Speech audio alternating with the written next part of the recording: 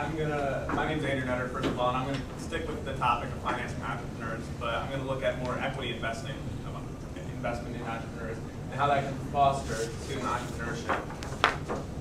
So first of all, there's two main barriers that students face when trying to start their business. One is a lack of capital, the other is a lack of management experience. So I'm saying that equity investment can be a solution, a common solution to both of these problems. Thus the motivation behind my paper.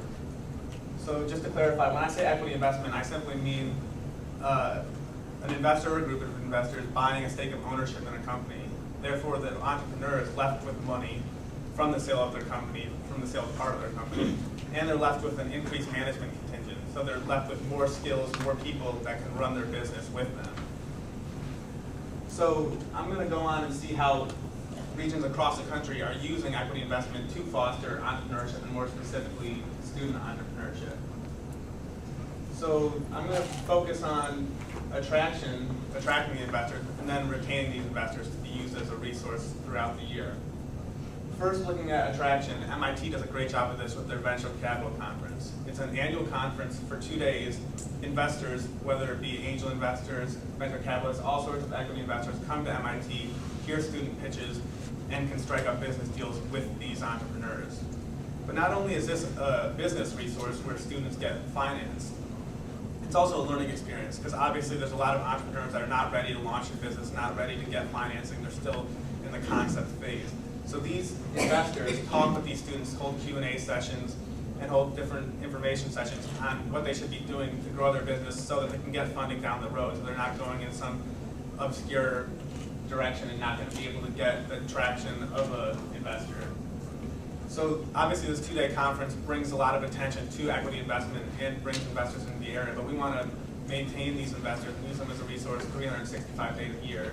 So my best practice for retention of investors actually occurs right here in Binghamton with stock. I want to acknowledge everyone in stock here today with their success on bringing equity investment to the area.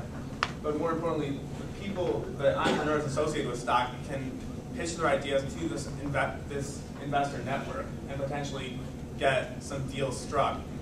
So using these best practices to link to Binghamton, I want to bring equity investment onto campus and to the students. I do this in 3 steps. The first step is exposing students to the idea of equity investment. Obviously, students that don't know how they could get their ideas funded wouldn't think to sell a stake of their company. So we want to expose the students through clubs, look at how this investment cycle works, what these investors look at when they're trying to invest. Just get the ideas sparked in their minds that, hey, maybe I can start a business concept, we can get it funded by an outside investor. Second and third, I'm going to look at attraction of the investors and retention, like I mentioned before. And these are through processes similar to what I mentioned. The attraction can be a conference, very similar to what MIT does, to get the investors here, get them noticing Binghamton and coming here.